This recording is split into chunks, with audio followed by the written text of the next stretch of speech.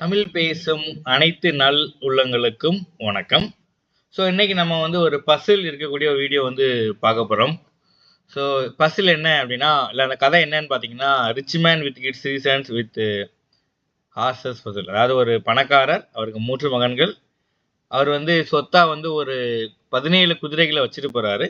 அந்த வீடியோ வந்து பார்க்க போகிறோம். இந்த வீடியோ நமக்கு ஸ்பான்சர் பண்ணுறவங்க வந்து buy mode mobile app plus website. இது வந்து ஒரு ஷாப்பிங் வெப்சைட்.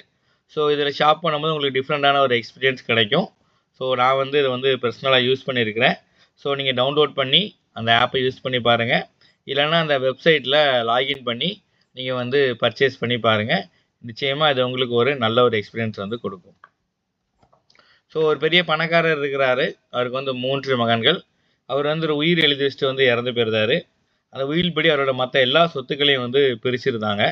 ஆனால் இந்த ஒரு 17 குதிரைகள் அவருக்கு சொத்தாக இருக்குது. அதை மட்டும் அவங்களால வந்து பிரிக்க முடியலை.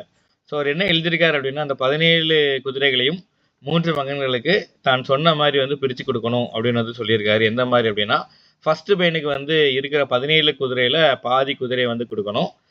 2வது பையனுக்கு அந்த இருக்கக்கூடிய குதிரைகளில் 3ல் ஒரு பங்கை கொடுக்கணும். 3வது மகனுக்கு வந்து 9ல் ஒரு பங்கை வந்து கொடுக்கணும். ஸோ 17 வந்து நம்ம பாதியாகவோ இல்லை 3ல் ஒன்றாகவோ இல்லை 9ல் ஒன்றாகவோ பிரிக்க முடியாது. ஸோ மகன்கள் வந்து என்ன செய்யணும்னு தெரியாமல் அந்த ஊருடைய பஞ்சாயத்துக்கு வந்து போகிறாங்க. ஸோ பஞ்சாயத்தில் இதை பற்றி யோசிக்கும்போது யாருக்கும் எந்த விதமான யோசனையும் வந்து தெரியலை. அப்போ அந்த ஊருக்கு அந்த வழியாக வந்து ஒருத்தர் வந்து குதிரையில் வந்து போய்கிட்டு இருக்காரு. ஸோ அவர் இந்த கதையை கேட்டுட்டு என்ன பண்ணுறாருன்னா, ஏற்கனவே இருக்கக்கூடிய 17 குதிரையை கூட அவரோட குதிரை ஒன்றையும் சேர்த்து 18 குதிரைகளாக வந்து நிப்பாட்டுறாரு.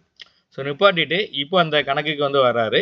ஸோ என்ன கணக்குன்னு பார்த்தீங்கன்னா, முதல் பையனுக்கு வந்து இருக்கிற குதிரையில் பாதி குதிரையை வந்து கொடுக்கணும். ஸோ 18ல் பாதி 9 குதிரையை மூத்த பையனுக்கு வந்து அவர் வந்து கொடுத்துருந்தாரு. அதுக்கப்புறம் அந்த 18 குதிரையில் 3ல் ஒரு பங்கை வந்து 2வது பையனுக்கு கொடுக்கணும்.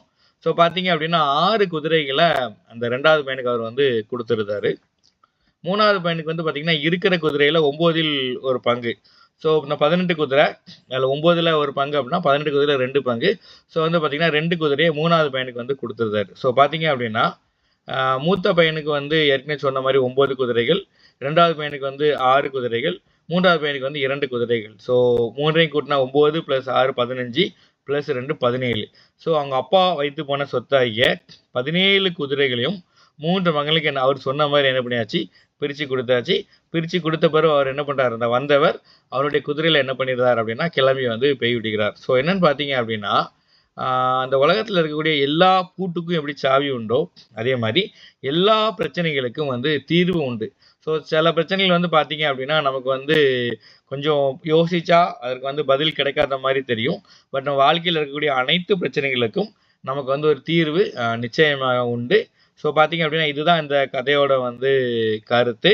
இதுவரைக்கும் நம்ம வீடியோவை அன்புடனும் பொறுமையுடன் பார்த்தவங்க அனைவருக்கும் நன்றி, வணக்கம்.